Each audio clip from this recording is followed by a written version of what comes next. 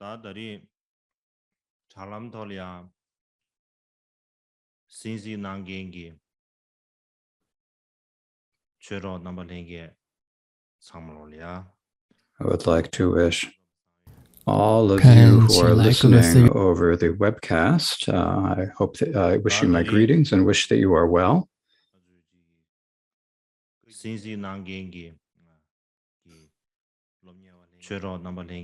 In particular, I would like to wish all of you who are listening over the webcast. I'd like to offer special greetings to the students in the Kagyu Shedras and the faculty of the Shedras.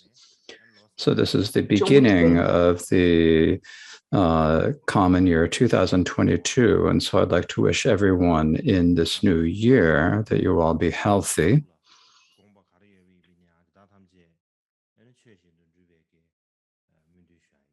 And I wish that all of you may be able to accomplish all of the wishes and aims you have in your minds in accord with the Dharma. Now, because of the pandemic,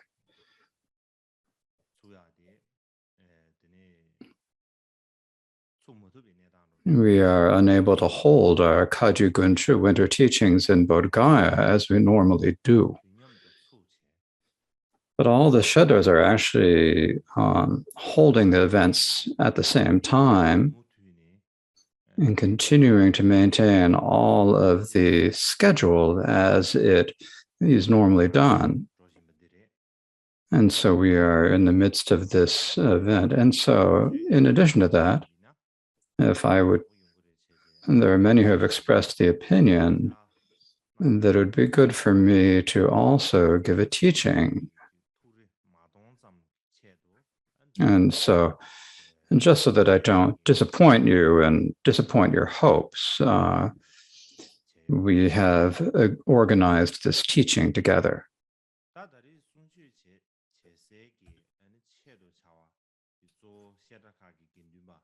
Now, the students for whom this teaching is specifically for is the Sangha members in the various Shedras.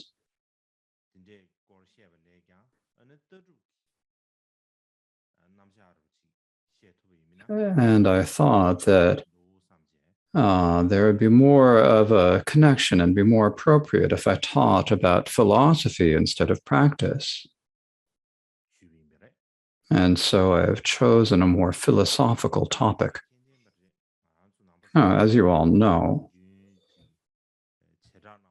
we usually consider that there are the Great Exposition, Sutra School, Mind Only, and the Middle Way are these four major Buddhist philosophical schools. And if we think about among all of them, if we talk about the topic of the Great Exposition, then this is explained fairly clearly in the Treasury of Abhidharma. So most of our students have a good degree of familiarity with it. If we think about the Sutra School, though, there are actually very few actual Sutra School texts. And so since this is the situation,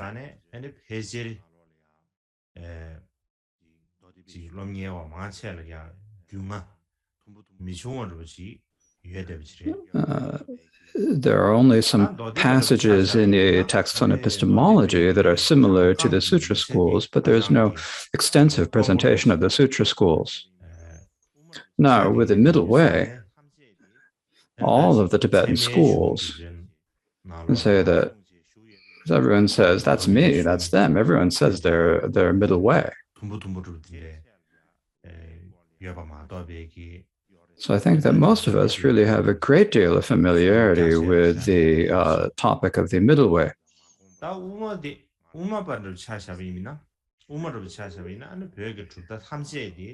So how could I have anything? I could hardly have anything to say that you don't already know or understand. But if we think about the mind-only school, generally in Tibet, there is almost no one who holds the mind-only philosophy. And there was never any develop of an independent mind-only school. Even when we think about the Indian mind-only texts that were translated into Tibetan, these texts were either stretched and pulled to fit into the middle way by the various scholars. And so it's like there are many there sort of stretched in all different directions in order to fit the middle way. And so it has become difficult for us to actually identify what is the mind only.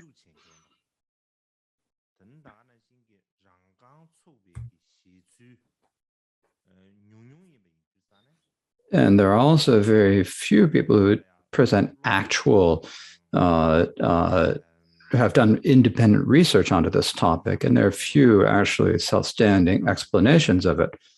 It's really difficult to be decisive about what actually it is.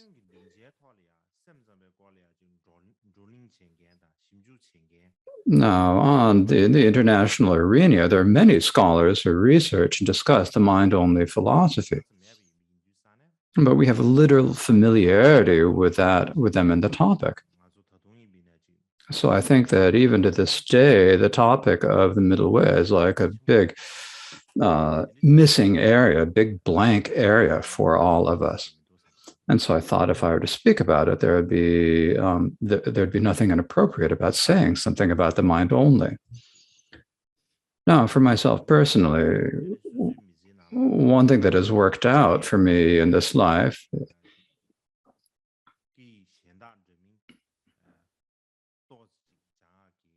is I've had the good fortune to be able to study several other languages a little bit other than just Tibetan. And among them, I know some Chinese, I know it a little bit better. And when I say that, that means that I reached the level of sixth grade education in Chinese. And so it's not really a particularly high level. And the reason for that is that when I was studying Chinese when I was young, I studied until the age of, until I got to the sixth class, and then I took a break from those studies. And then I went to India, and when I was in India, I had no opportunity to continue with it. And so basically, once I got to the sixth class, I then stopped it at that point. So I only have a relatively low primary school education in Chinese. But I have taken interest in Chinese. I've taken interest in the Chinese language and studied it. And because of this,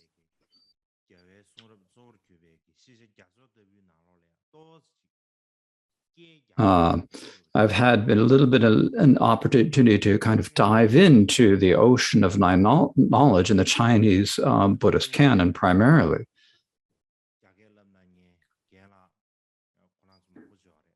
Now, I had many teachers of Chinese when I was little, and if I were to say all their names, it wouldn't be right. Some of them, I remember the names better than others. And if I'd leave someone out, it wouldn't be okay. But when I was young, I had many different teachers, and most of them were Tibetan. But I did have one Chinese Chinese teacher, and he was quite old. I think he was in his 70s or 80s. I don't think he probably is not alive any longer. Now, at that time, when they came to teach me Chinese, I didn't study well. I always thought to myself that I had people saying to me that studying Chinese is not so good.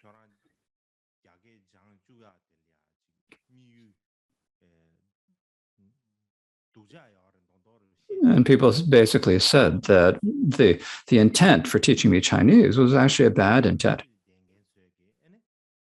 So basically, first I was a little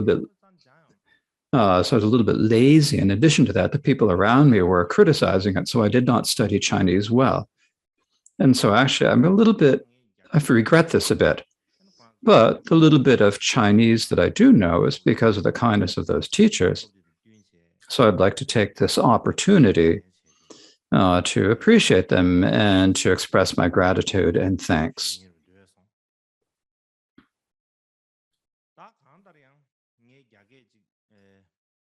In any case, because I do speak a little bit of Chinese, in the last few years, I have had the opportunity to read more than a few articles by the many international scholars from Asia and the West who research Buddhist history and philosophy. And because of this, I see that from one perspective, this has increased my knowledge and has opened my eyes and been very beneficial. Not only that, I see that within Tibetan Buddhism, that contemporary research is extremely important.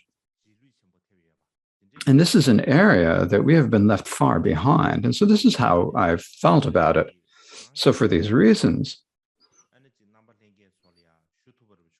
if I could be able to tell you what I have learned, I thought it might be somewhat beneficial. This has been my hope. And this is what gives me the courage to speak about this. Now, as I said before, in general, we speak about there being 4 major schools in Buddhism, but the reason why I'd like to speak in particular about the mind-only school in particular is that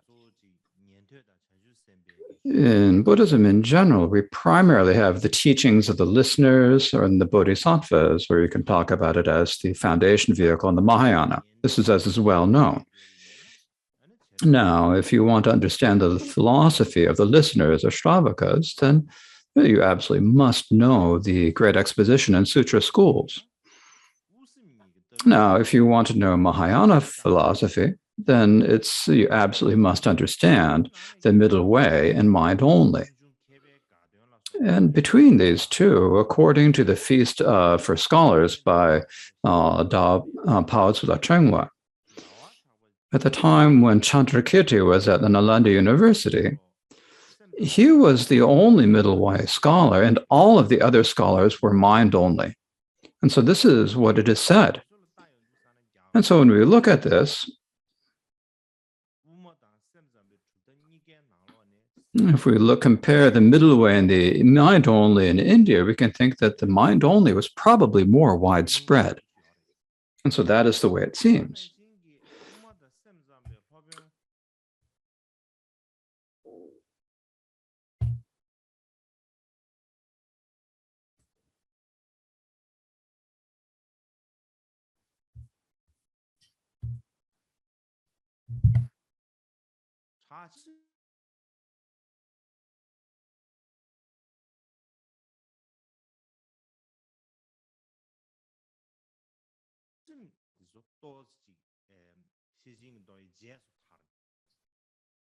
I lost a little bit there.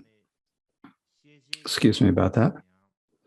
So if we look at between the middle way and the mind only, it seems that first the Prajnaparamita Sutra spread, and that the mind-only sutras, such as Travel to Lanka and so forth, were a little bit later. Also, if we think about it in terms of masters, Nagarjuna was earlier, and Master Sangha and his disciples were later.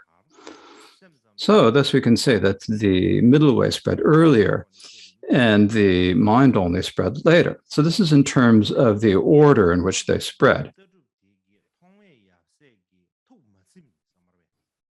However, the middle way philosophy did not entirely satisfy Asanga and his disciples. And so that is why they began to teach and develop a new philosophy.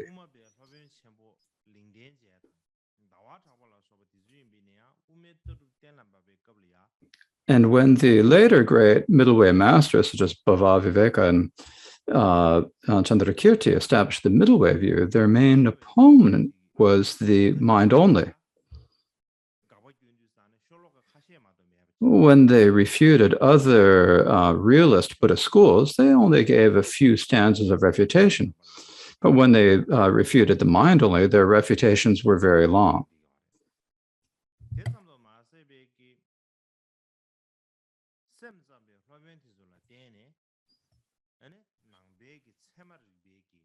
Likewise, it's also because of the masters of the mind-only school that the Buddhist teachings on logic and epistemology spread widely. And this Buddhist epistemology not only influenced Buddhism, it also exerted a strong influence on the Hindu and the Jain and the other Indian religions and philosophy. It had it was very influential.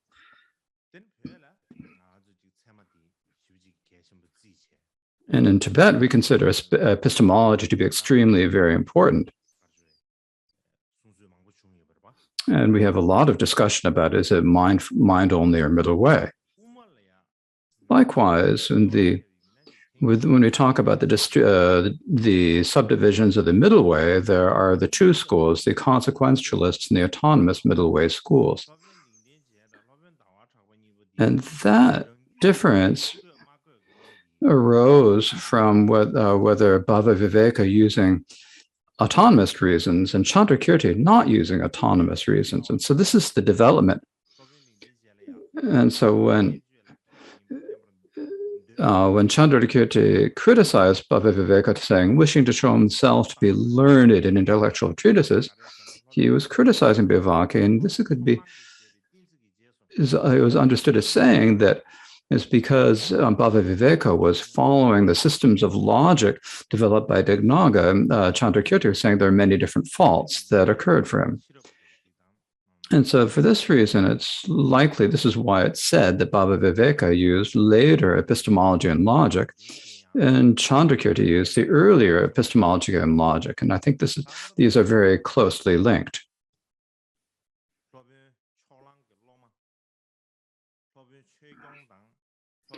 And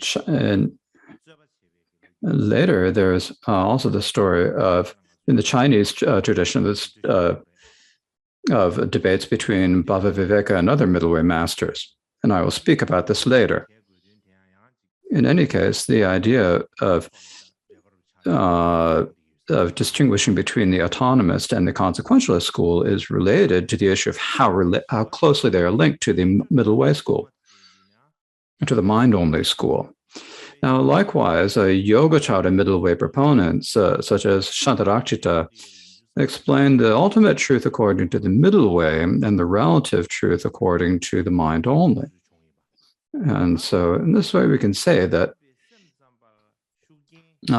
they're called the Yogacara middle way.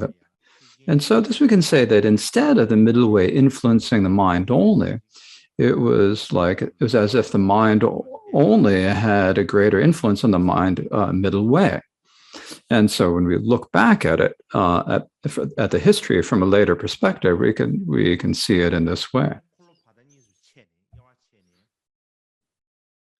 Now there is a tradition of dividing the Mahasayana Sutras into the first, second, and third wheels of Dharma. Now, in the second and third wheels of Dharma, there are a great number of sutras. There are quite a few in the second wheel and quite a few in the third wheel of sutras. But in particular, there are sutras like the Avatamsaka Sutra, which are really long and very well and sutras. But these are mainly sutras that are used by the mind only as their sources.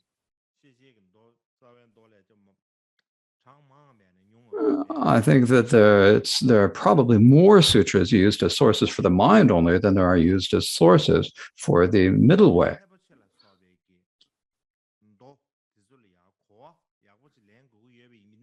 And so if we want to gain a good understanding of these sutras, such as the Avatamsaka Sutra, it's important for us to base ourselves and to read the works written by the mind-only scholars. And it's not just the sutras. In terms of the mantra, the ultimate view of the secret mantras is said to be the middle way. Now, even if we consider it to be a middle way, within there is a great influence on the Yoga Tantra from the mind-only philosophy that many scholars of the past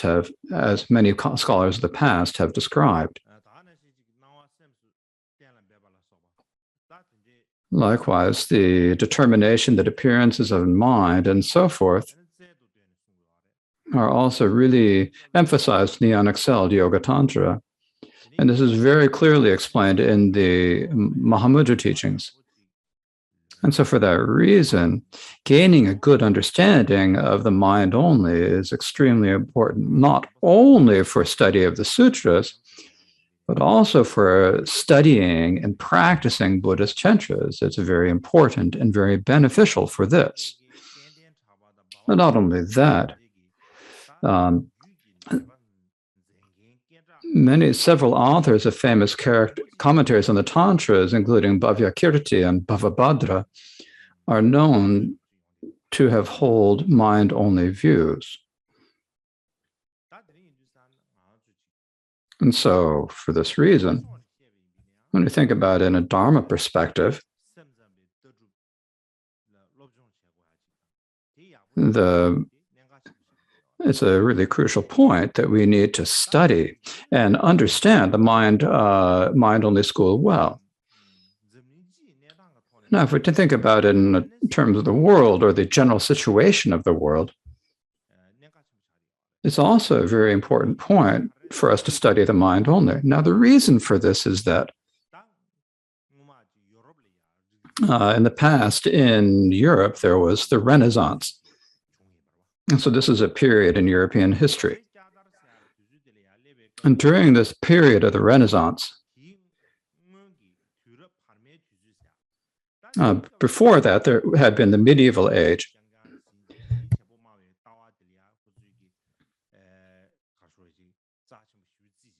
And during that time, they considered the traditional views of the world and Aristotelian philosophy to be extremely important. But during the time of the Renaissance, the Europeans were like kind of released from the confines of medieval philosophy. It's like they were able to develop a new way of things. And so they, instead of saying that the world was created by a god, they said that there is like the nature and there is humans. And so like there is actually an opposition between humans and me's. So there are humans and there is this nature that was other than humans. And when they began to identify it in that way,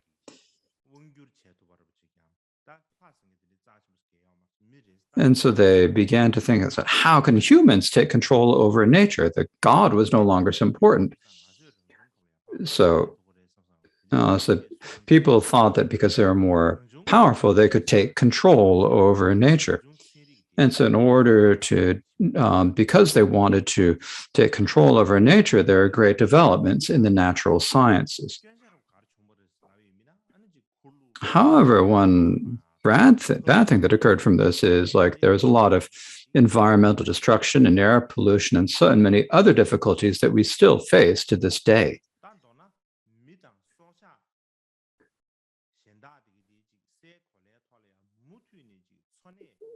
And so this continues, makes a danger for whether we humans and other living beings will be able to continue living on this earth.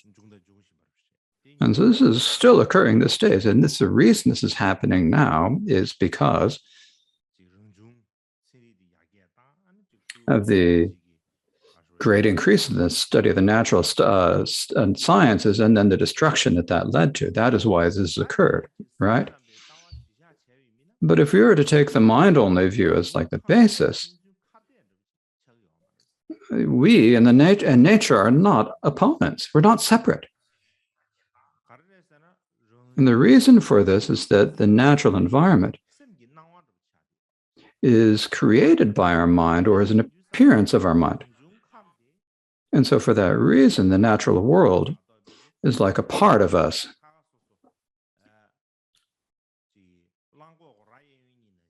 It's not something that's completely separate, like the two horns on a cow. However, the views of materialists and the natural scientists have a really strong influence on contemporary society. So for that reason, most people these days regard the mind only and other views that emphasize the mind as primary as being like pointless. And they think it's like meaningless when they hear it for it. And when you discuss with other people about it, they say, oh, that doesn't mean it. It's like they start laughing about it.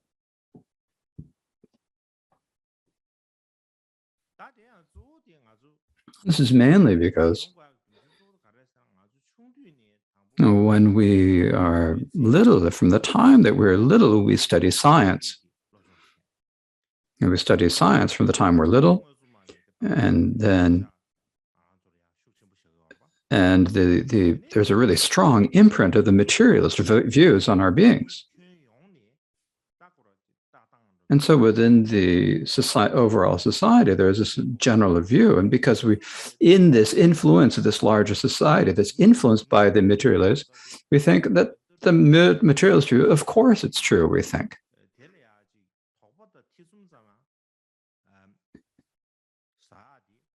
And we never even begin to question or to doubt it.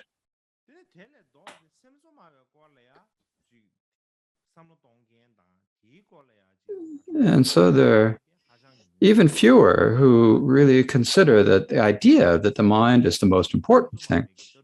And there are even far fewer who actually believe the ideas that the mind is the most important, the mind is primary. And so this is some time when our contemporary society is moving even further in the direction of external things, and people have an even stronger interest in them. So we have more interest in a stronger interest in external things, and there is even greater and greater material development. And so in an environment like this,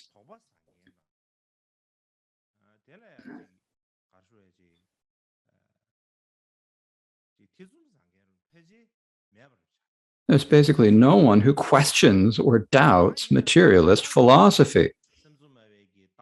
Now, to explain it from another angle, these ideas that thinking of the mind as being the most important thing that are actually extremely important.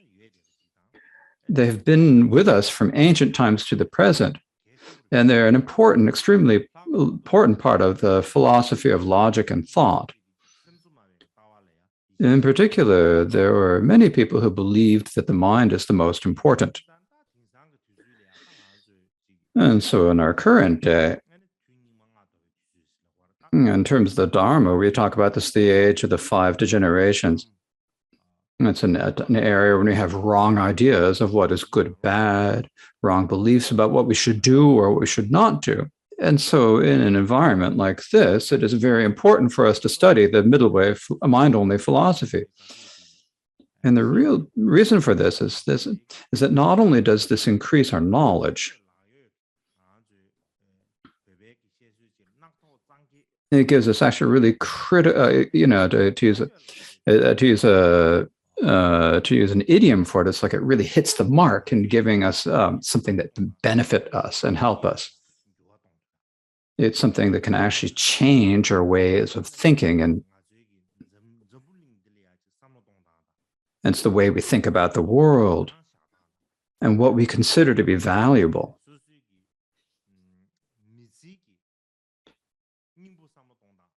The way we think of the essence of our human life, all can be changed by studying mind-only philosophy. And so for that reason,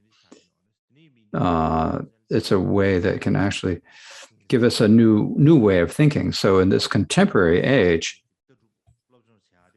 studying the mind-only philosophy is extremely important and a very practical benefit.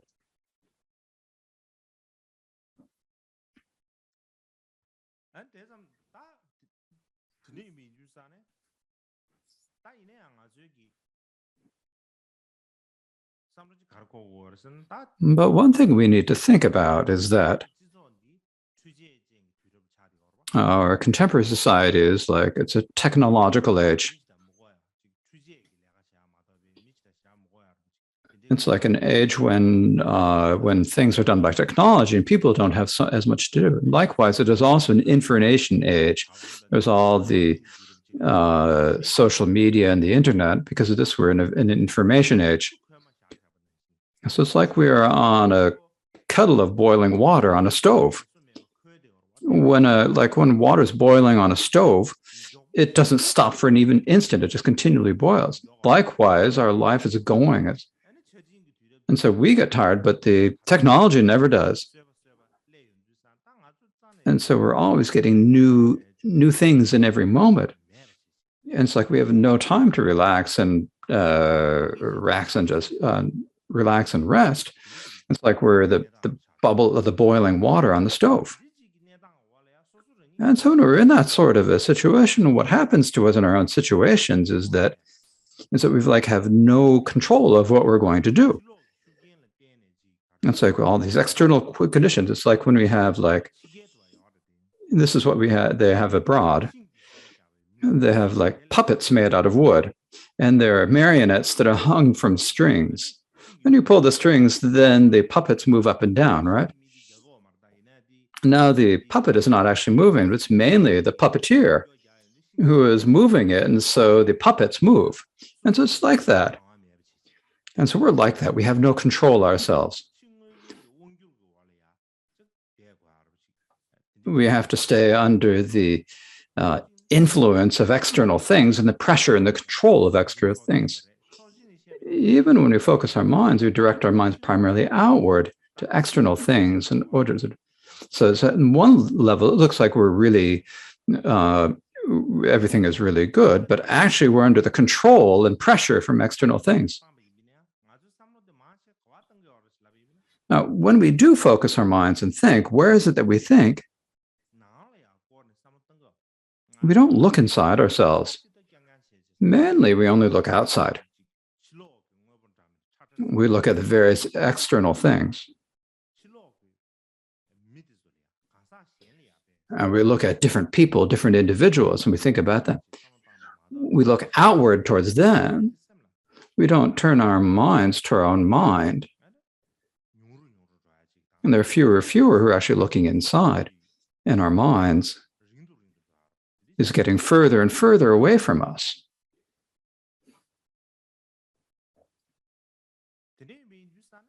And so for this reason, when we think about, we humans, in the old days, humans, in the day when there weren't as many humans as there are now, I feel like if you're a nomad, you would like your own sort of independent existence, or you had to be able to live on your own without relying too much on other people. But the more that external and material development has happened, we're no longer in an autonomous or independent existence. Now we're like cogs in this larger, huge organization. And so we're like small parts of a larger thing. And so for that reason, people, it's like they were getting further and further from ourselves. Like if we think about Tibetans, for example, people have left their homeland. And people's origins, like our language and our culture, are things that we forget, that we gradually forget. And the very instance was like we're losing track of our own mind, and we're no longer able to recognize who we are. And that's the situation that we have come to. And so in this way, this is the biggest problem that we have in our contemporary society, is the fact that we are separated from the natural world. And we don't have a lot of consideration for our families and friends, and we have separated from our neighbors, and we're separated from everything, and we're feeling alienated from everything. And because we have this feeling of alienation, what many people think is that this gives us a mental illness. It's like a poison that gets into our mind that gives us many mental illnesses. Now, most of these mental illnesses probably can be helped by medical advance, but they aren't entirely cured by medical practices. It's something that the patients themselves need to make efforts on their own initiative to try hard to see what is going to work, what is going to improve themselves. That's the way it should be. But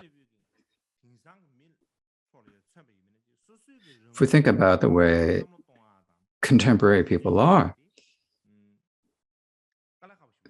it's very difficult for us to take the initiative and to actually make the efforts to improve ourselves. And the reason is that at the beginning, we don't recognize who we are.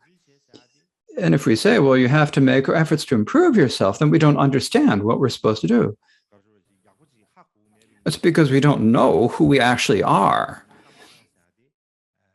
And so if you say that you have to take initiative and change yourself, then it's like we don't know how to think about it. So that's the situation that we're in. And so for this reason, when we look at the mind-only thought and think about how the mind-only appeared, and when we examine this,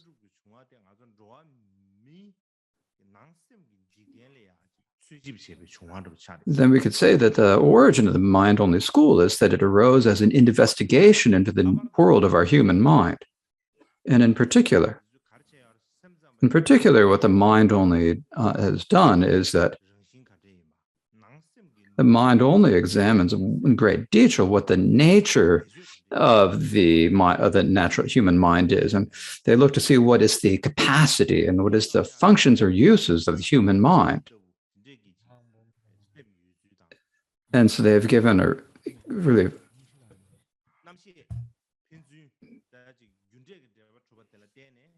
So they give a really fine analysis of like the presence of the ground consciousness and afflicted mind, and of how the various consciousnesses exist in a mutual relation of cause and effect, with each exerting an influence on the others. And for this reason, the mind-only philosophy is like a complete system of psychology.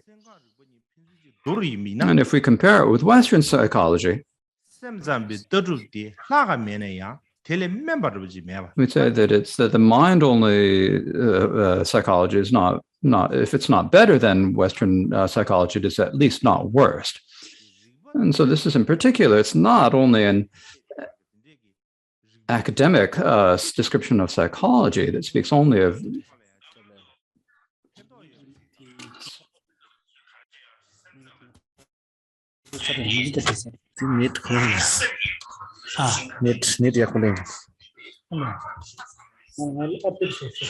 아니, 의원이 주탈이야. 팬도당 면적 니바예베게 아니 경과를 뭐 차디요.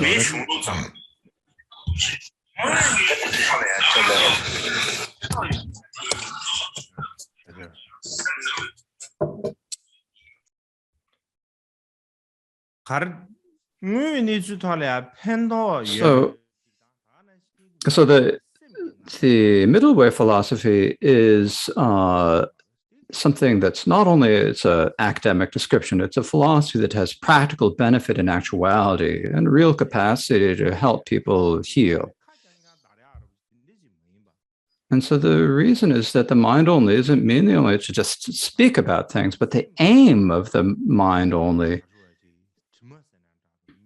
is to cleanse the polluted or the stained aspects of our mind and to correct all the erroneous aspects of our minds. And since that is the aim of the middle way, the mindless school is therefore not only an academic discipline that only talks about things in terms of reason and logic.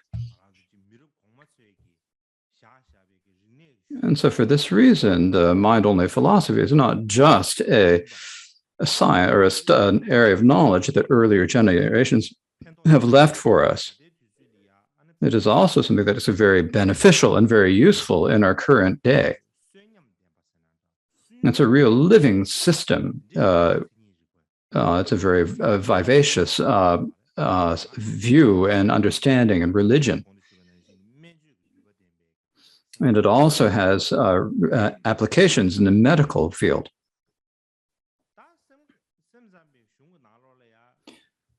Now, within the mind-only literature, there are, of course, many passages that conflict with science or that emphasize religious faith and devotion.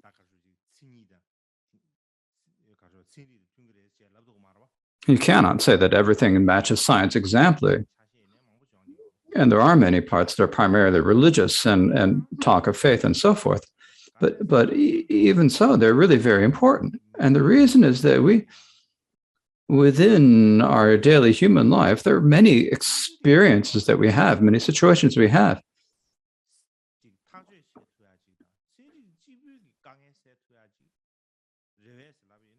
And if we ask, is science alone able to deal with our situations, able to remove all of our difficulties? We'd say, no, it's not. If we look at our human, the human history, we'd see much of what has given us courage and the ability to live comes not from science, but from other things than science. For example, like with mind only, it is a Buddhist school, it's a Buddhist philosophy, and its aim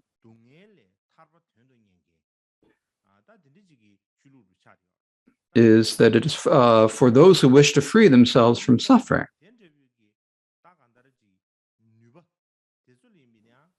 If we look at the courage of such people and their capacities,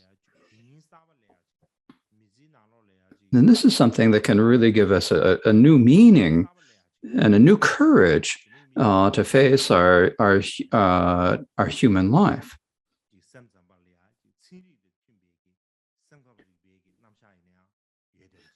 So the mind only not only has a psychological presentation that accords with science, but the mind only also is a philosophy related to the Buddhist religion. And so for that reason, there are many people who offer, there's a lot of presentation about religion in the mind only. These are also necessary for us. And this is because science alone cannot eliminate all of the difficulties that we face in our daily life. So these days, many people think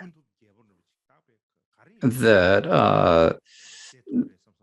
that science is like an all-powerful king that can remove all of our difficulties. But when we meet actual difficulties, there is a lot of power and courage that comes from other things than science and other philosophies. These are very beneficial for us.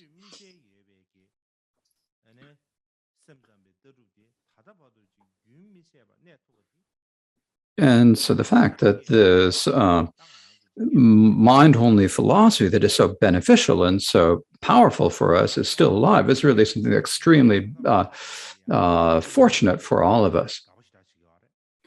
However, these days there are a lot of people who really like mind-only philosophy who take a lot of interest in it. And like in terms of Buddhism, it is a religion that considers the mind to be the most important.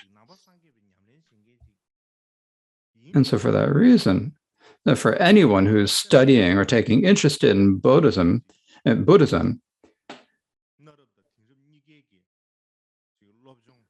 we need to have if we have both an appropriate traditional and contemporary education, how the mind and mental factors work, then that's really beneficial for us. And if we want to understand the Buddhist presentation of the mind and mental factors, then crucial for us to understand the mind-only philosophy. If we understand the mind-only philosophy, then it's needless to say that we will have a good understanding of the mind and mental factors. So now in ancient India, when the mind only was spreading there, the famous Buddhist institutes of study, such as Nalanda and so forth, were centers for both middle way and mind only. And so at the time of Naropa and other masters, there were many great masters such as Shantipa and Suvarnadvipa. But certainly Suvarnadvipa might not have been at Nalanda, but Shantipa was certainly an undisputed master of the mind only who was at Nalanda. So basically, the Indian Mahayana Buddhist centers of learning were places where the middle way and mind only coexisted. And this was extremely beneficial for making the Mahayana teachings flourish. It didn't cause any harm at all.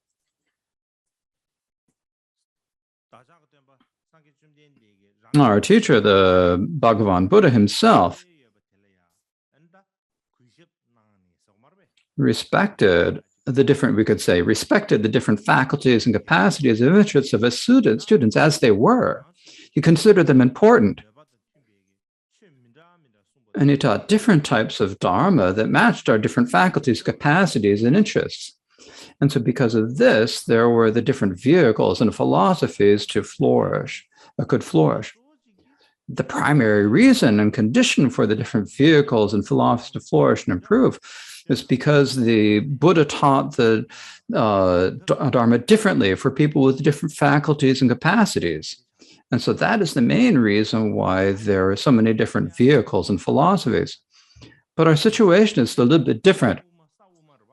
In Tibetan, we say the heavens are middle way, the earth is middle way, I'm middle way, they're middle way. We say everything's middle way, and everything's only the middle way.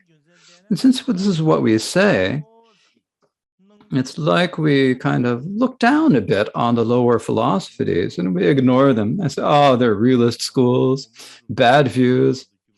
And there are wrong views compared to Nagarjunas. And so we look down on them too much. We ignore them too much.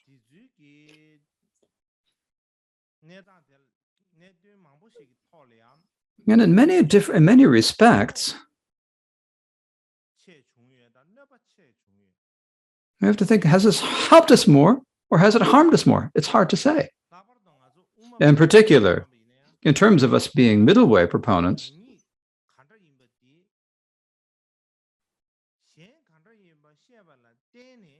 in order to understand what we ourselves are, we can only understand it based on our knowledge of others, of who others are. And so for that reason, if we understand how it is that we are middle way, we need to understand what is the mind only and what the mind only is like. And if we do not, and the mind only is only an opponent presented in middle way texts, and we think, it's nothing, and we don't value the mind only if we don't give it any value, then it'll be difficult for us to understand what are the particular features and qualities of the mind only, because we're thinking the mind only is not important. Because now that we've devalued the mind only, we can't really understand what its particular features and qualities are. For example, in our contemporary society, in the great cities, such as New York and other great large cities, there are people of many different ethnic groups. And if for someone who doesn't really like Tibetans, first of all, if they don't value Tibetans, then they won't take any interest in what the features of Tibetans are or understand it. They won't be able to understand it all. Because at the very beginning, the way they're looking at them is wrong. And so because of that, it's difficult for them to learn anything about what the particular, qualities and features of Tibetans are. And so because we have made the mind only into the opponent in the middle way texts, and so for the one perspective, we say that it's a bad philosophy, and we think to ourselves that Nagarjuna completely finished off the middle way, so totally defeated them.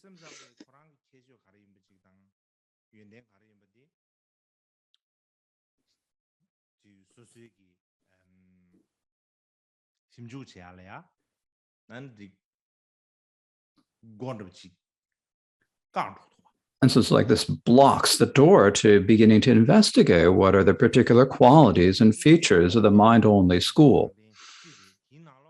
Now, to look at it from one angle in terms of Buddhist teachings in general and within the monks and nuns and Kajushettas in particular, and so basically say that if we were to say that we have very little knowledge of the mind only, that would not be an overstatement. And the main reason for this is that even the great Tibetan scholars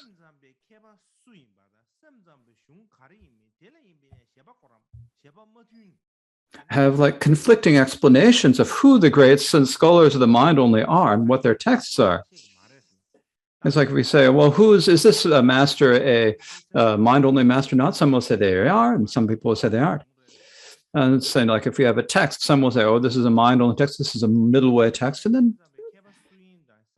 and so for that reason, we want to know because we have the different descriptions of who are mind-only masters and what are the mind-only texts. It's really difficult. It's even more difficult to actually learn what the actual mind-only philosophy is. And even if you're someone who spent a few decades studying in the Shedras, and if we talk about the three characteristics, the presentation of the mind only on the three characteristics, it's difficult for us to explain it clearly and simply.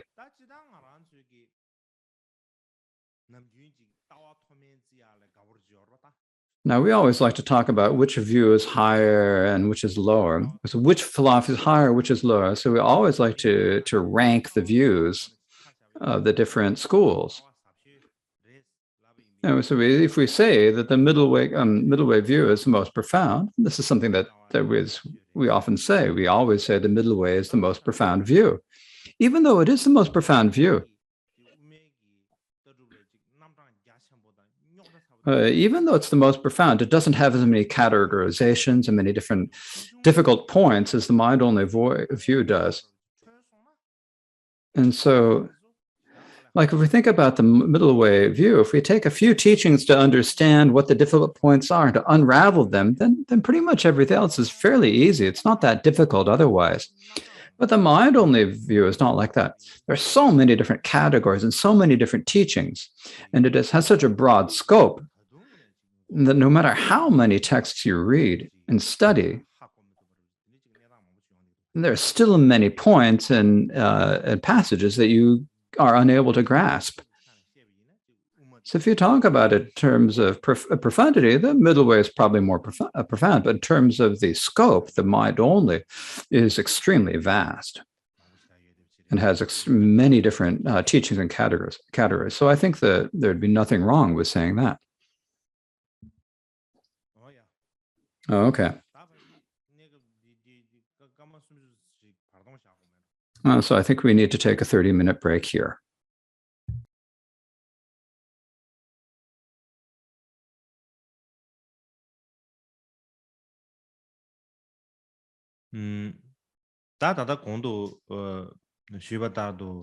As I was just saying, when we think about it from a religious perspective, or if we think about it in terms of contemporary society, the mind-only philosophy is something that's crucially important, that we study and practice the mind-only philosophy. However, Buddhism, the teachings of Buddhism have disappeared in India. And so for that reason, whether we're talking about the Great Exposition or the Sutra School or the Mind Only or the Middle Way schools, there is basically nothing left of their traditions in India. Well, one good fortune for us is that the tradition of the mind only spread from India to China and then from there to Japan. And so the tradition of study and practice has not disappeared and is still present. And so for that reason, I think that if we need to study the topic of the mind only,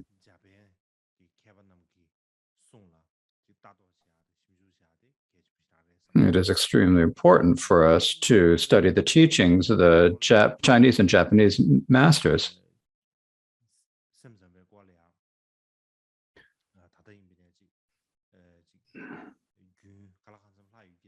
Likewise, I think that there's also a really strong tradition in Vietnam and Korea. But the main area of focus, the main area of research these days is primarily in Japan, and there's also a fair degree in China. And so I will speak about this topic a little bit later, so I will not say too much about it right now.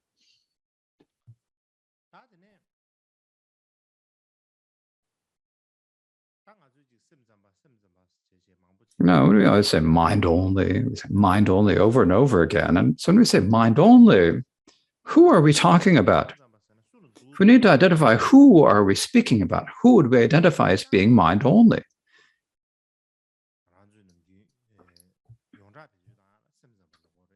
So generally what we ordinarily say is mind only. However,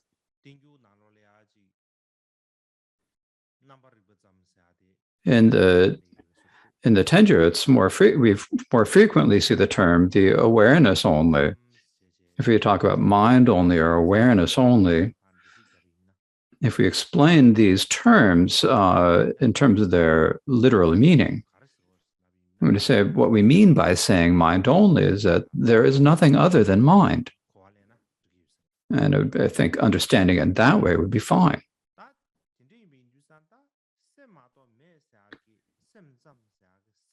And we say that there is nothing other than mind. When we say mind only, then what do we mean by mind? Now, if we take like a broader understanding of it, we could understand it as referring to all the different movements in our mind, the entire presentation of the mind. So we often call that the consciousness. We talk about it as mind, we call it consciousness. And so often we talk about we use another Tibetan word for mind. We say they're all the same. But the main meaning, the parent meaning of all these terms is that there are no phenomena other than this mind itself. That is the basic meaning of it. Now, the way we normally think about it is we think that the mind and external things are separate. That's how we see it, right? The mind is something that looks out. The external thing is something that appears towards us. And so the external thing, and it's like the external things are kind of like coming out into us, and the mind is looking out towards them. And so we have this sort of feeling that the mind and external things are separate. And we think that they exist separately and that they have different substances and essences. So that's the way we see it.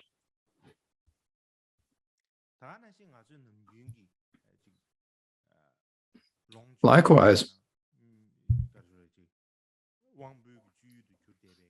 when we think about all of the mountains or forests or houses, or even at the very smallest, or even our own body, we see them as being separate from our mind, seeing something other than our mind, something that exists separately than our mind, something that is external to our mind and truly exists. We see it as something that is substantially existent other than our mind, separate from our mind. And when we see that in that way, like when we see like an external mountain, then there can be mountain cleaners. The mountain exists of its own, and so there's a mountain that exists of its own. It exists as an object. And then we see the mountain, because we see the mountain, then there are people who can climb the mountain, right? That's how we see it. Like we also think that we know like rivers, and because we see rivers, and then we can build bridges. So that's how we see it. It's like something that is an object that exists of its own, and then it comes towards us, an object. We think that independent of our mind and the way we think, that it just appears to us. It exists on its own. That's what we think, right? And likewise with our body. Because we have this body, until we die, until our death, we think this body is me. These 5 aggregates are me. It's me. That's what we think. And so this is what we normally call conventional truth. It's the common way of seeing things in the world. However, in the 3rd or 4th century in India, there are some people who had a completely different way of looking at things than the way we normally do. Normally, we think that things are separate from ourselves, but they didn't think about it that way. They were really audacious. They had real courage to think in a completely different way.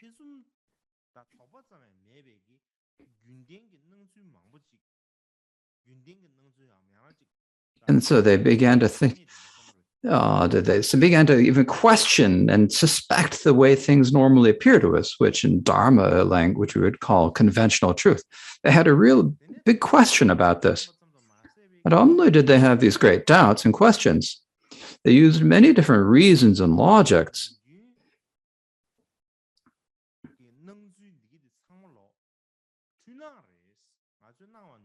to prove that everything that appears to us is actually a confused perception. It's not actually, it's something that we project. The way things appear to us, things are things that objects that exist on their own that appear to us. And they appear to us as things that it seems to us like things that appear to us, but actually these are actually confused perceptions. We don't really know them as they are. And so there are some people who appeared like that, some people who had this view who appeared in India in the 3rd and 4th century. They had a completely different way of thinking than we normally do.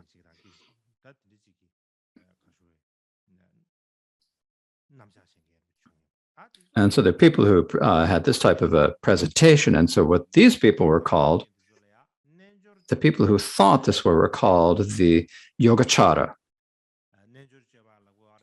You can call them the Yogacara or the Yoga Practice School, or you can call them the Yogacara Mind Only.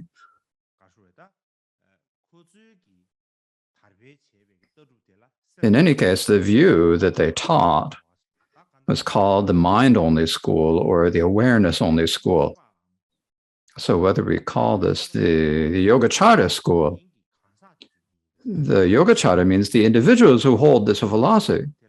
And the view that they held is because the view of the mind only or the awareness only view.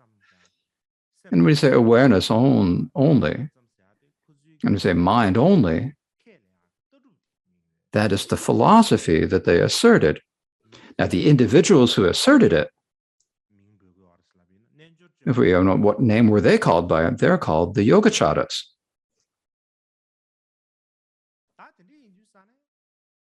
And so, for this reason, it's clear that the mind-only view is a philosophy that holds the mind to be primary, because there are no external objects, right? It's someone's own mind. Everything that appears to us is just like perceptions are in our own mind. It is not a separate entity from our mind, an external form or sound or so forth that is separate from our mind. There are no such other things.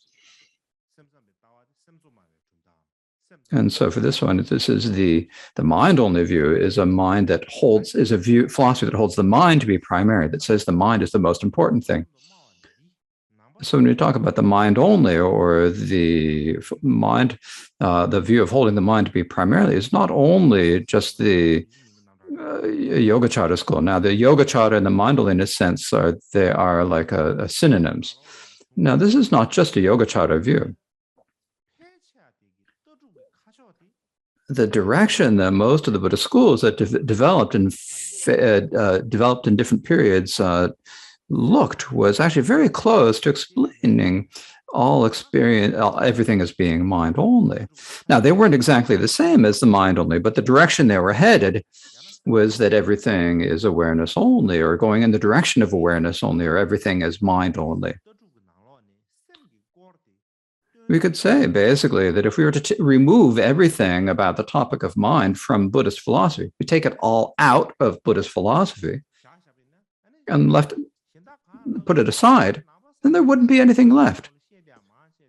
Because almost everything that is taught in Buddhist philosophy is about the mind. And if you took that all out of the Buddhist philosophy, there wouldn't be anything left.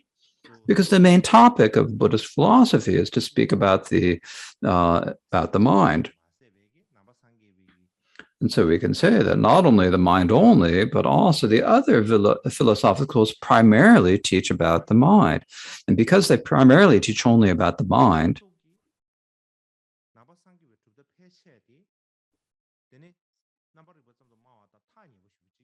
all of the Buddhist schools are actually very close to the teachings of the awareness-only school of view.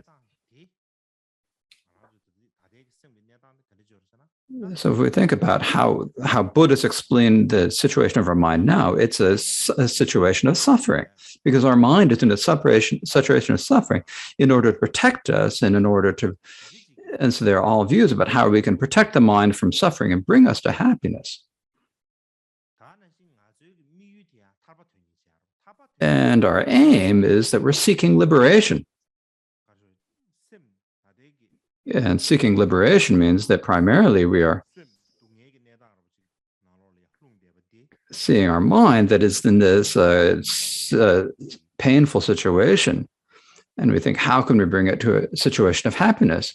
And so this is what we need to focus our awareness on one-pointedly. We need to focus on seeking liberation. That is the main thing that we need to do. So when Buddhists see this, they consider the mind to be extremely important. Determining what the mind is extremely important. Buddhists all consider this. And so if we think about it in terms of reasons such as these, from a broader perspective, we could say that all Buddhists could be said to explain everything as mind only, if we take a broader understanding of the term, that is. Most Buddhist philosophies can be said to be explanations of everything as mind only. But they don't explain everything completely the same way as the mind-only school does, but they do emphasize that the mind is the primarily, and they're very close to it, and this is very clear. Now, an additional point about this is that from very ancient times, Indian scholars or Indian meditators, all the great Indian masters, took a great interest in yoga. So we talk about yoga, right? It's the same word. In any case, they took a great interest in yoga. And when we say yoga these days, we think about, stretching out your arms and legs and so forth. That's what we think about. But that's not what we should understand it. The way we should understand yoga is to be in the practice of dhyana meditation, the meditation on samadhi and so forth, meditation on shamatha and insight, the practice of dhyana meditation. And so what is the practice of dhyana meditation? It is resting in equanimity deep in the nature of the mind, seeing how deep we can get into the nature of the mind. How far, how deep can we go into the nature of the mind? So that's what the practice is, if we just talk about it in simple terms. And so the practice of dhyana has been present in India from very ancient times. So as we were taught in the summer teachings, if we look at the ancient Indian texts called the Upanishads, when people investigated the nature of the mind and looked at it, there are many people who said there must be a self, there must be a person.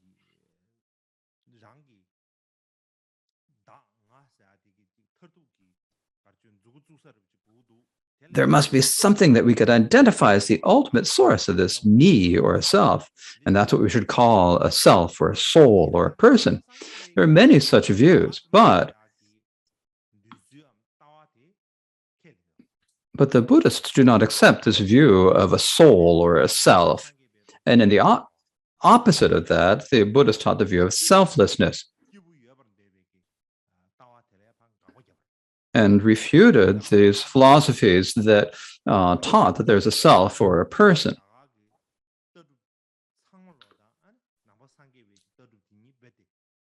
And so for that reason, the Buddhism and the other ancient Indian philosophers were all like complete opposites.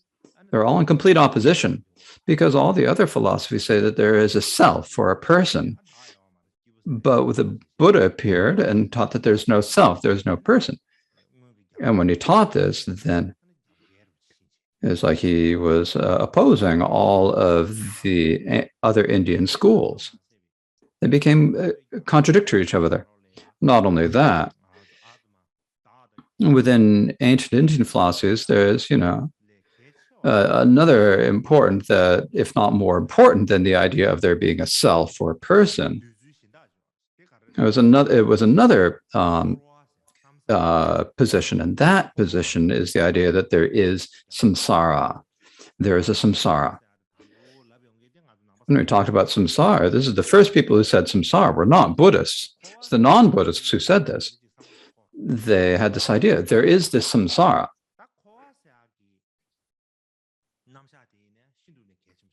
Now, this presentation of samsara is extremely important. In the non-Buddhist text, the presentation of a self, and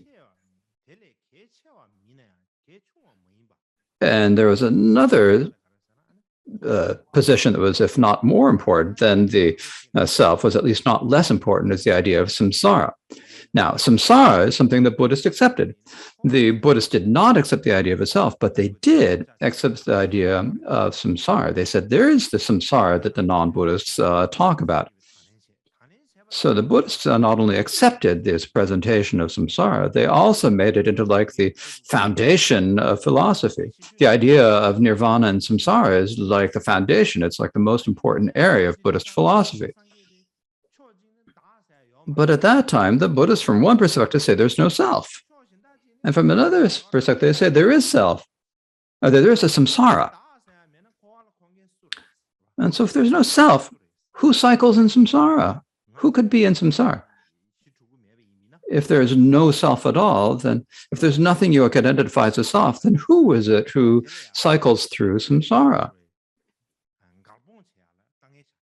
And so there's a big contradiction, and there's a difficult to resolve. This is very difficult because on the one hand, you say there's no self. On the other hand, you say there's a samsara. And so then how do you resolve this contradiction? Gave Buddhists difficulty. So most of the Buddhist philosophies say that there's no self, and but there is a samsara, and they made many different explanations of how this could occur.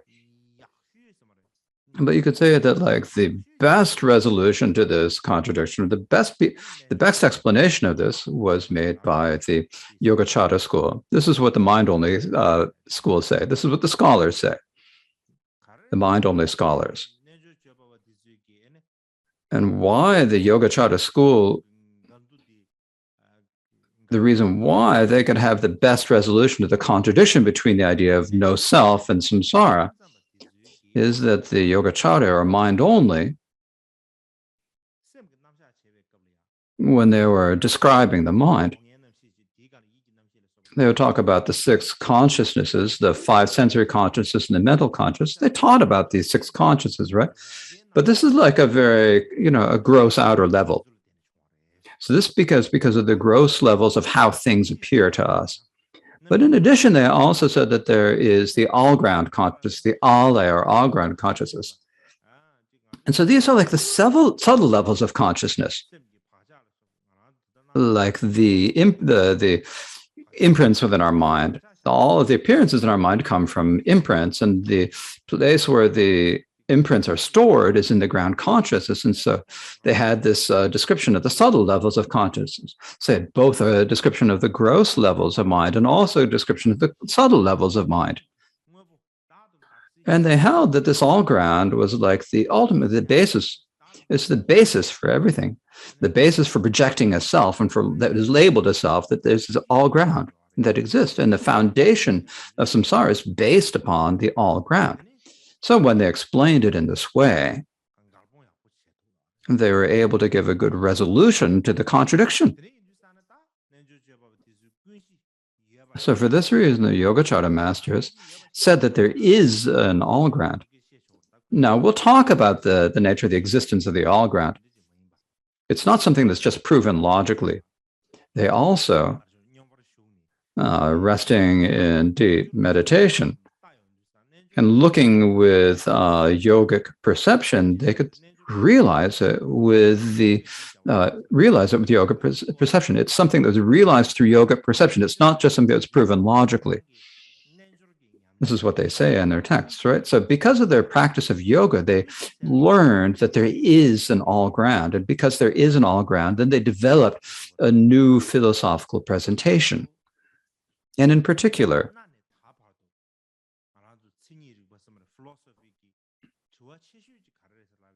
the biggest question in philosophy from ancient times to the present is, it's like, how did I and how did the world appear? What is the origin of the me and of the world? And so this is the biggest question for all philosophies from ancient times to the present. And now the best answer for this, that the Yogacarya had for this, is that everything arose from the all ground.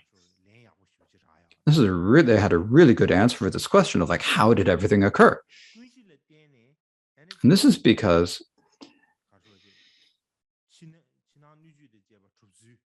they became an all ground. They had a really good explanation of how, due to the all ground, everything else could appear. This is called the interdependence of the all ground. Now, this is something that I will talk about later, but to explain it briefly and simply, everything that appears is outer and inner, that the world and all the beings in it, the capacities or the seeds for these, where they are, these are in the all ground. When all the causes and conditions come together interdependently, these seeds then turn into a mode of external appearance as something actual and appear to us. And not only do they appear to us, in addition to that, their own effect or their own imprints are then stored in the all ground. So these are like a mutual interdependence of cause and effect. And so this is what we call the interdependence of the all ground.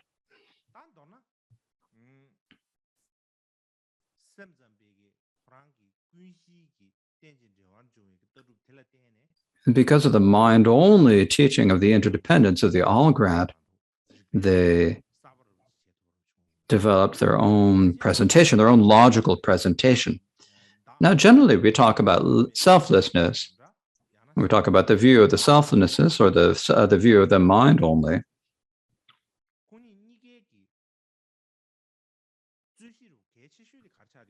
The main debate that they have is like, what is it that exists in the ultimate nature? What does not exist in the ultimate nature?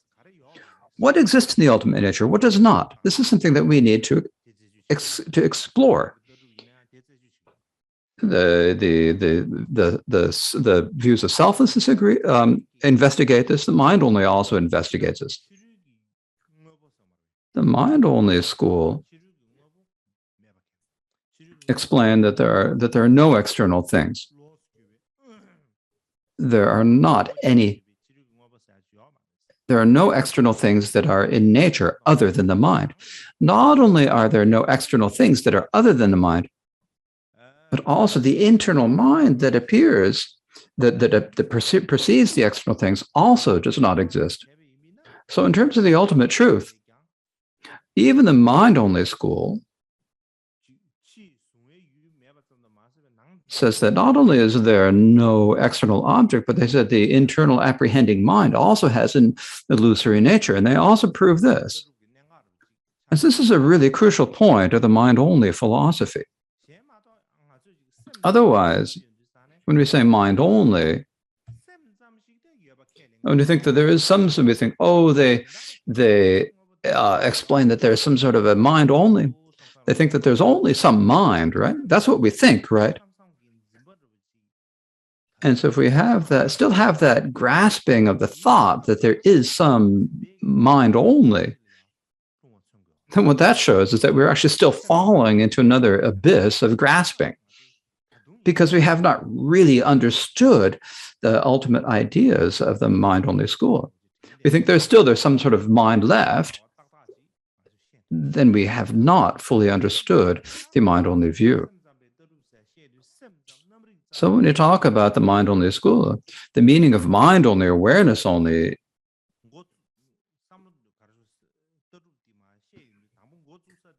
where we begin when we talk about the mind-only philosophies is to talk about the external appearing objects.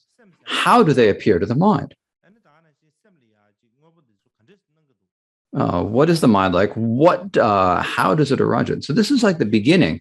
You really investigate this carefully, then gradually, when we gradually look to see what is the nature of the mind or the way the mind is, then we can come to higher and higher levels of understanding. And so in terms of the definitive understanding, what is the mind like? Does it exist or does it not? And so we take knowing that as our aim and what we're trying to do. And we need to work towards that. So if we normally think that there's some sort of mind that remains, then we actually have not really developed a good understanding of the philosophy of the mind-only school. So we need to investigate the mind essentially. So how do we investigate the nature of the mind? Because we need to look at what is the capacity of the mind. When we talk about like the primary mind, the primary consciousness, what is that? And the mind, the mental factors also have their own particular capacities. And because of the mind and mental factors, there are many different external appearances that appear to us. And so what is their nature? What is their capacity? And we need to investigate what those are and come to know that, recognize them. And then we need to be able to develop an idea about what is true, what is false.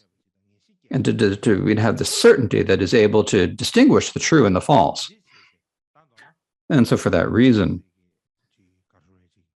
the Yogacarya view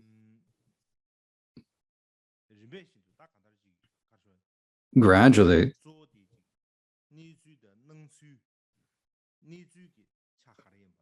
and so describing what is the way things appear, what is the way they actually are. It's distinguishing the appearance from their nature. So that's, you can say that is what the mind-only school does.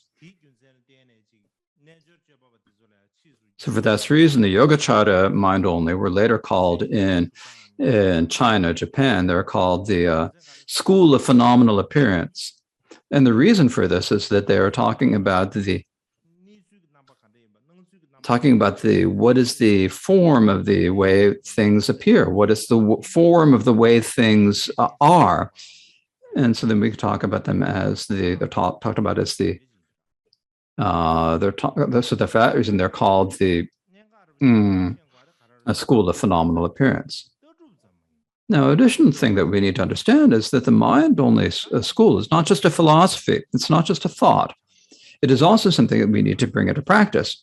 Now, in general, in Buddhism, no matter which view or school of Buddhist philosophy we're discussing, it is related to practice and meditation. If it is merely talk and merely speaking, then it's not a whole lot of help to the mind. No matter what your view is, and it has to be something that we can use to change and improve our minds. And so it needs to be something that's going to be beneficial for us in achieving liberation. So for that reason, even the mind-only view is not just a mere philosophy. It's not just a logical presentation. It's actually something that needs to be practiced. In particular, as I was saying before, most of the views of the mind-only school are not something that someone who couldn't sleep at night thought up at night when they couldn't sleep. That's not what they were. It's not some scholar who invented it after thinking. Primarily, the mind-only masters did practice dhyana meditation because they came to deep levels of dhyana meditation.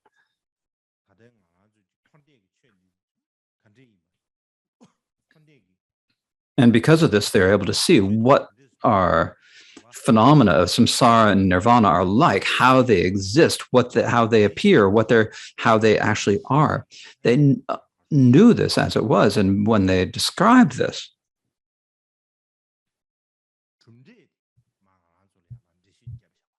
they began describing this philosophical school. And so this is what is said, right?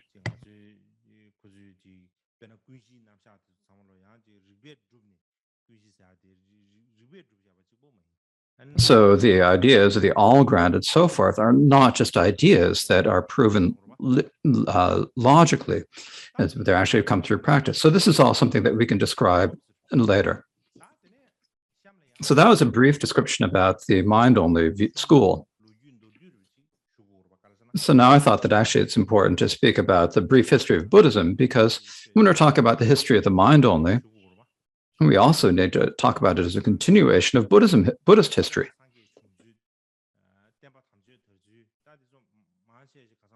Now, in terms of the origins of Buddhism and so forth, I spoke about these to a certain degree in the summer teachings.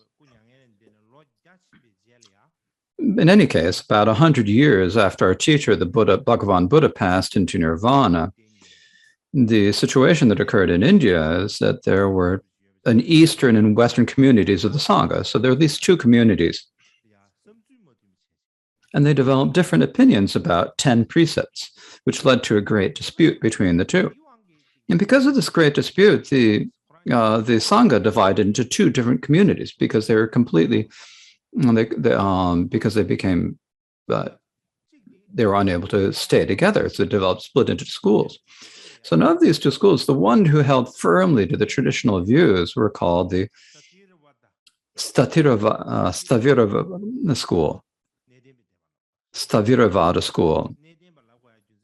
And the reason why they're called the Sthaviravada is because Stavira means the elders, and so they held to the views of the elders. They had a very strong traditionalist view, and so the people in that camp were called the Sthaviravada school.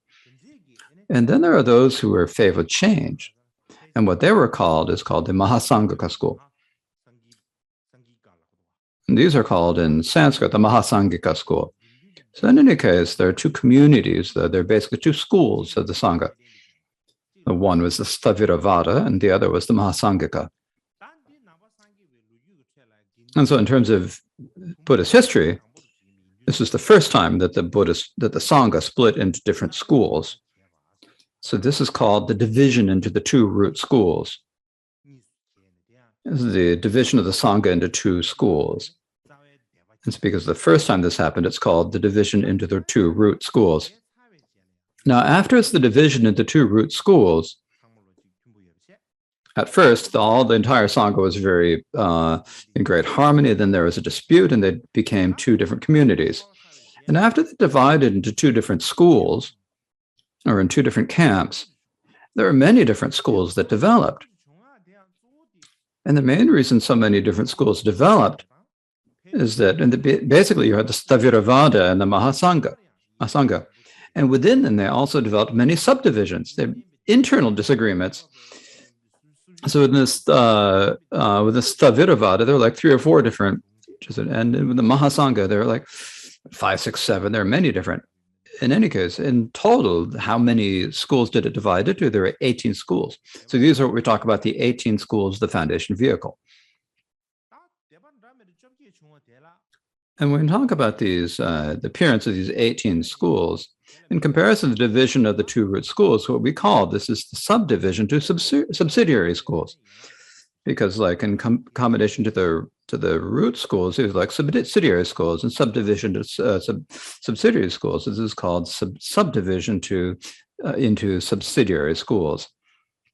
Now, what modern researchers say is that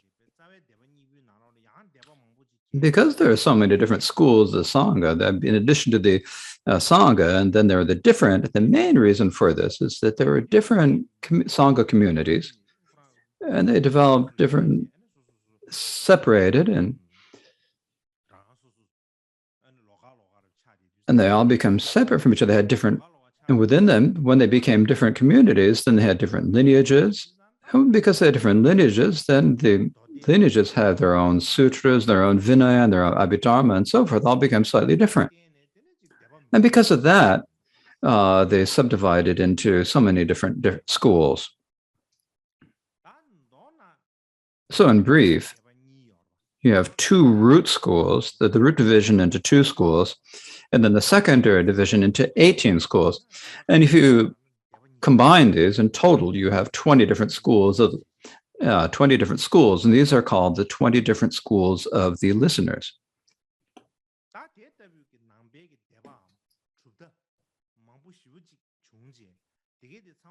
And so now all these different schools and philosophies appeared, and they all became each other's opponents. They were like debating with each other. And so what this period is called is the period of the schools. You could call it the Buddhism of the period of the schools, or you could call it the period of the schools, or you could call it the time of the foundation vehicle. At this time, basically, the Mahayana had not spread. And so it was a time when the foundation vehicle spread widely. And within the foundation vehicle, there were many different schools, and they had debates with each other. And they said that one says that we are in accord with the Dharma and you aren't. And some people said, and they're primarily arguing amongst themselves. And so what this period is called is the period of the schools. So that's the name we call this period by, the period of the schools. Now we call this the time of the foundation vehicle, or the time of the Hinayana. Now the word Hinayana, the members of the foundation vehicle do not say that they're Hinayana, or the lower vehicle. This is a name that was given to them by the Mahayana. The Mahayana called the listener schools in like a critical or derogatory way. And so they called them the Hinayana in this way. They said they're less. They said, I'm Mahayana and you guys are lower. You're not important. It's basically telling them to basically just close their traps. And so this is a name that is a critical or derogatory name. So these days,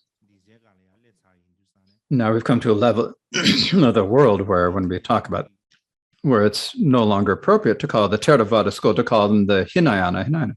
It's no longer appropriate. This is the way they feel about it. They see it as derogatory.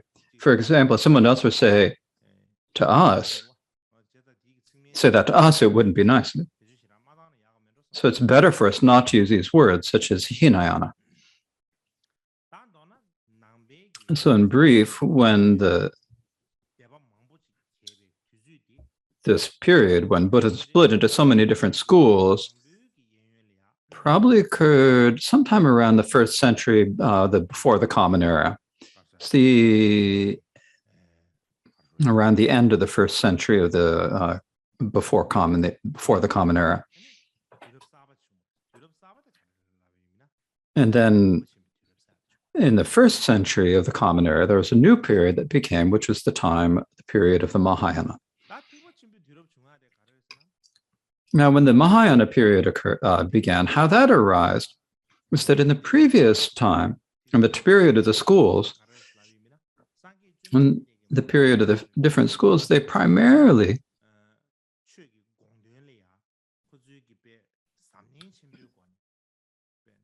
took a really great interest and really researched assiduously and examined thoroughly the meaning of the Dharma that the Buddha taught. And I said, this is the intent of the Buddha. Some people would say it's this, some people would say that. And they would take one sentence taught by the Buddha, and then they would each give their own various different explanations of this. And these weren't just any old explanations. These were explanations that they gave after really considering it deeply and thoroughly. And not only did they explain it, they also compiled all the teachings of the Buddha. They divide them into different sections. And in terms of their meaning, they kind of gave many explanations that kind of completed them and filled them out. And as they described them, they wrote many different texts. Now, what these texts are called is generally called the Abhidharma.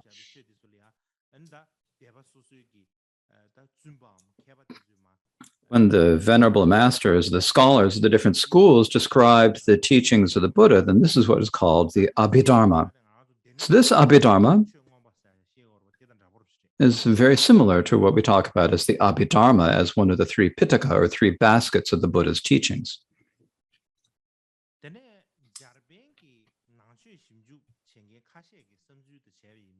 Now, in the opinion of some Japanese researchers into Buddhism,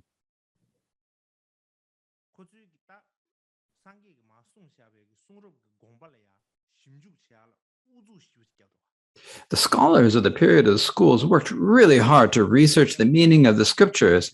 They spent their entire time thinking about this, and because they spent all their time thinking only about that, it's like they forgot that the original root of the Dharma is to bring benefit to all sentient beings, because they're talking about giving explanations of every syllable of the scriptures that they lost track of and forgot that the basic foundation of the Buddha's teachings was to bring benefit to all sentient beings. They're really going very finely and deeply into the scriptures, and then they did not take much interest in the idea of bring benefit other sentient beings. In additionally, they had this aim of bringing liberation to themselves alone. Now, when you're really investigating the scriptures of the Buddha very carefully, there's not a whole lot of time to think about anything else. You think that the meaning of the Buddha scriptures is to achieve liberation. They don't have a lot of time to think about anything else because they're really focusing intently on this. And really working hard on the parts that they hadn't been able to describe in writing. And so they began thinking more and more about themselves.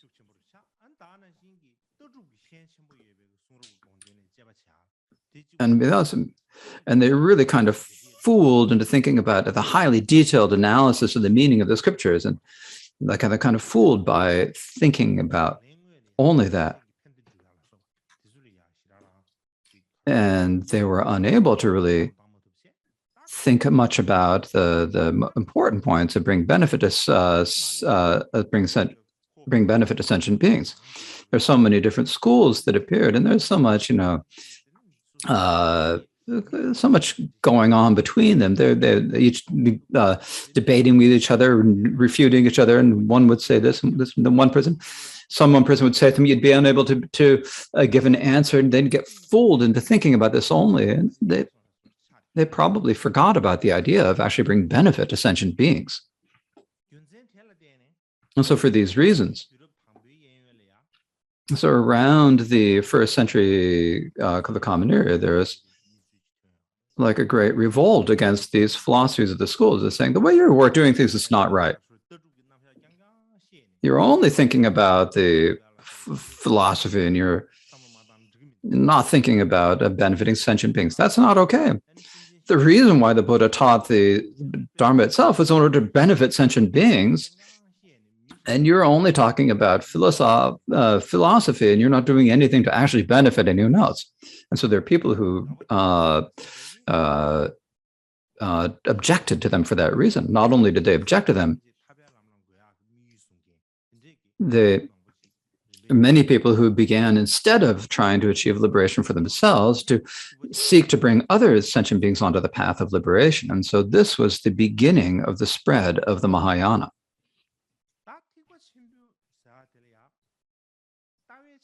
Now, with the Mahayana, to explain it in terms of the view, we can say that the Mahayana can be divided into 2 main groups, as is well known, of course. This is as generally accepted. So there are 2 main different groups, and these are, there is the view of emptiness of those who take the Prajnaparamita Sutra as their basis.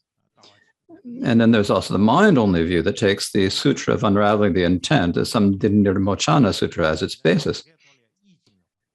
And so there is the Chinese translator Yi Jing.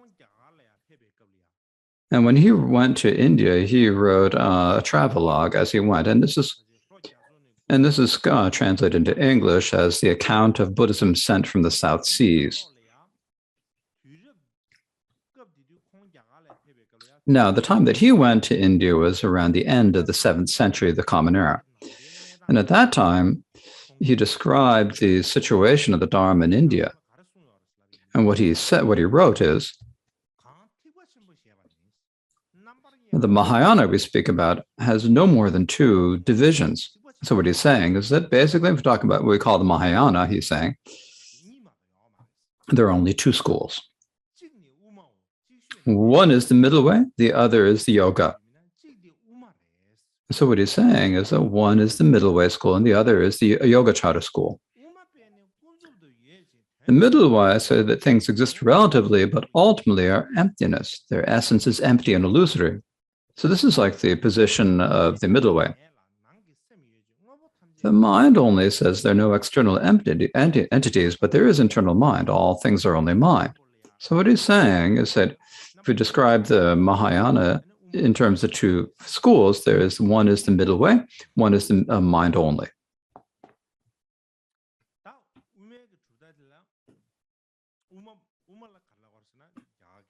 Now the middle way in Sanskrit is called the Madhyamaka, and the Yogacara is called Yogacara in Sanskrit.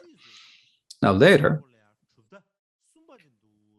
there's like the idea of there's a third Mahayana school, mind only. There's another school that's separate from the mind only and the middle way, and that is the Tathagatagarbha school. So I don't need to speak about that now, but what's generally accepted is that there are two schools in the Mahayana, the Yogacara, or the mind only and the middle only. But in modern times, you can say, in another explanation, there is a third Mahayana school, and that third school is the Tathagata school, or the Buddha nature school. Now, generally, in Buddhist terms, we talk about we would have to include the Shentong middle, or the other empty middle way, the Shentong middle way, as the Tathagatagarbha schools. But they really insisted that we're middle way. And we think within the middle way, we're the great middle way, they say.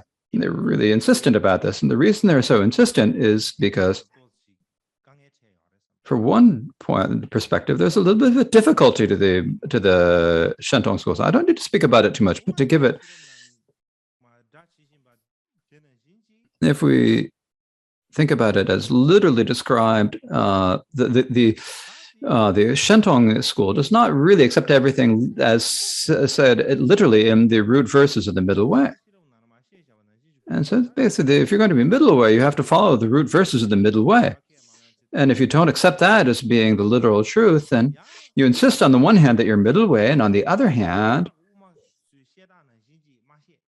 but you don't explain that the way is described well as generally in the middle way, then that's a big problem. If the Shentong middle way, we say there's no insistence of saying that if we say that we're Buddha nature, proponents of Buddha nature, then there's no difficulty there. So we don't need to debate about whether we're Buddha nature, about whether we're middle way. We can say we are Buddha nature school.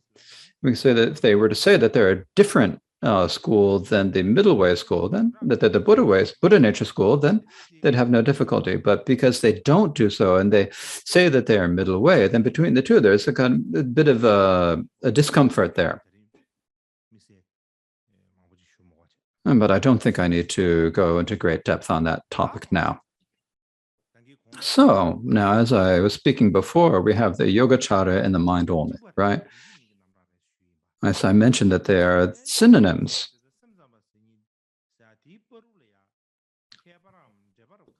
So what differences what connections are there between the Yogacara and the mind only?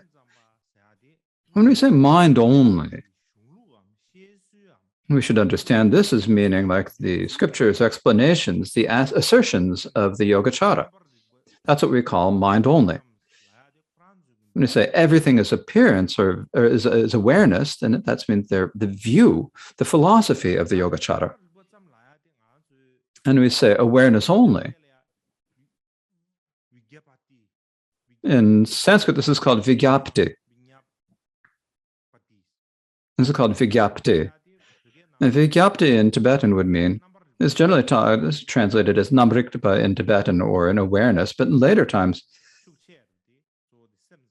what we primarily started saying is mind only. But actually,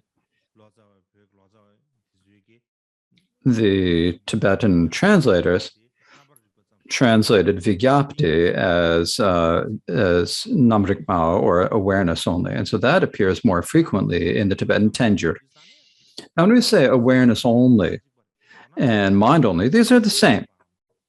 They're saying that no phenomena transcends the mind.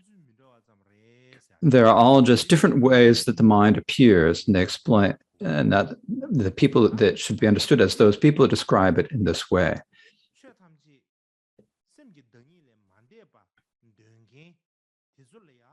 So the people who hold this position that all things do not transcend mind, they're called those who say that nothing transcends conscious. They say Vijnanavada.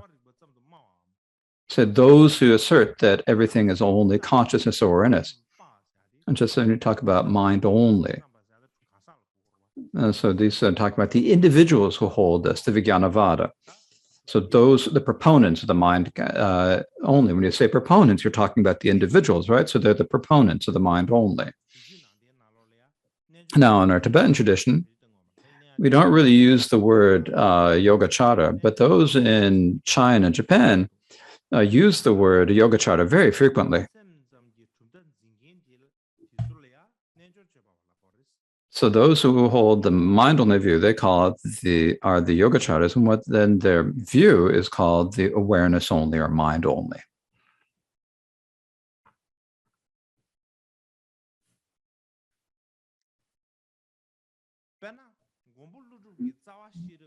For example, if we think about the middle way, proponents of the middle way who accept Nagarjuna's root versus the middle way as their main text, primarily teach the view of emptiness. So they are called proponents of emptiness, or shunyatavadin. Shunyatavadin, or proponents of emptiness. So it's the same when you talk about them as the proponents of awareness only, because they explain that nothing transcends the character of mind. They are the proponents of mind only, proponents of awareness only, just as the proponents of the middle way are called the Shunyatavadin, or the proponents of emptiness.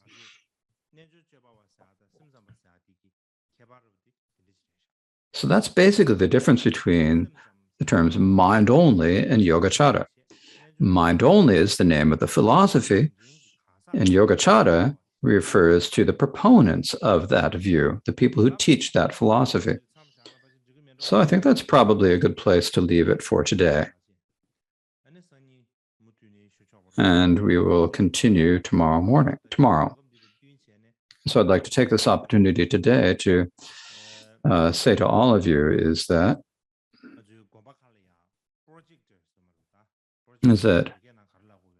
we have the projectors in all of the different monasteries. How do you say projector in Tibetan? The things that show the machines that show the individuals on the screen. Now, the sponsors for these are primarily from 10 people from Taiwan. Some are over 10 or 11. So several sponsors get together, collaborated and made contributions, and were able to make this donation to the monasteries via our Kunkyong Foundation to make the offerings to the monasteries. And so I'd like to take this opportunity to say thank you and express my gratitude to all these sponsors, and to offer my wishes that you all be happy and healthy in the new year, and that you have no obstacles in fulfilling your New Year's. And so, so now we will recite the closing prayers.